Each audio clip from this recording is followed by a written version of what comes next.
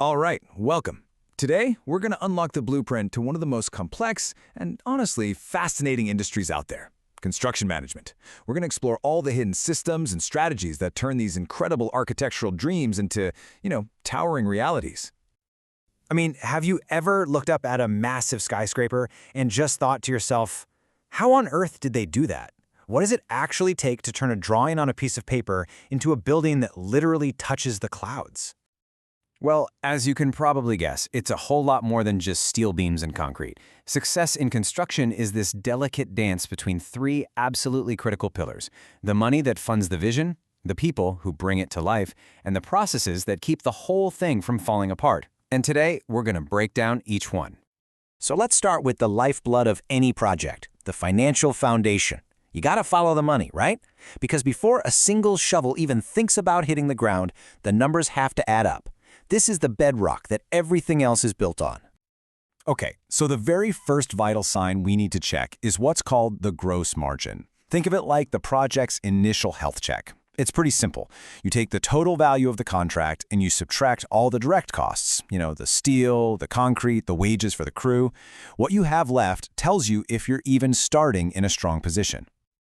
Let's put some real numbers to it to make it clear. Let's say you've got $1 million contract. Your direct costs, all that hands-on work, comes out to about $700,000. Well, that leaves you with a gross margin of $300,000. That's your starting pot. That's the money you have to cover everything else and hopefully turn a profit.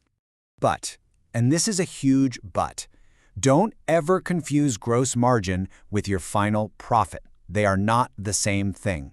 You still have to pay for all your overhead, right? The project managers, the equipment rentals, the office space, all that stuff.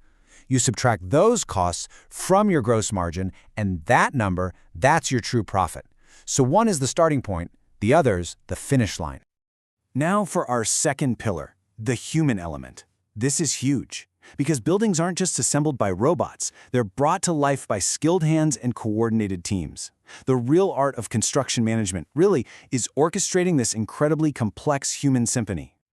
So here in the US, union contractors are a major force. We're talking up to 15% of the entire market. What this means is, for a huge slice of the industry, knowing how to navigate the world of union labor, well, it isn't just an option, it's an absolute necessity if you want to get the job done. And right at the heart of that whole dynamic is the foreman. This person is so much more than just a supervisor. They're a diplomat, really. They're the bridge between what the company wants and what the union needs. A great foreman can turn what could be a really contentious worksite into a smooth, well-oiled machine. And listen, with so many moving parts and so much pressure, conflict is just going to happen. It's inevitable. The real skill isn't how you manage it. It really comes down to these four key principles: integrity, communication, empathy, and collaboration. It's all about finding solutions that keep the project moving forward, even when tensions are running high. Okay, so money's in place. People are in place. Now for the third pillar, the operational blueprint. This is the playbook. This is what transforms a chaotic, messy construction site into a symphony of precision, efficiency, and most importantly, safety. The type of contract you choose right at the beginning is such a critical first step. A design-build contract, like you see on the left, can be a really smooth, integrated process. But on the right, a fixed-price contract, well, it gives you certainty on the price, but it can turn into a battleground if the scope of the project changes. It's a choice that really shapes the entire journey of the project. And when you're actually on the ground, it's all about control. Things like a bag and tag system make sure materials are exactly where they need to be, when they need to be there. Purchase numbers track every single dollar. Fabricating parts off-site in a shop improves quality. And meticulous documentation, that ensures everyone is accountable. It's a whole system designed to eliminate waste and just maximize efficiency. But above everything else, above the budget, above the schedule, one principle reigns supreme: safety. The ultimate goal is so simple, and yet it's so profound. It's to make sure that every single worker returns home safe and sound at the end of the day. That's not just a goal, It's the moral compass. It's what guides every single decision on a successful construction site, period.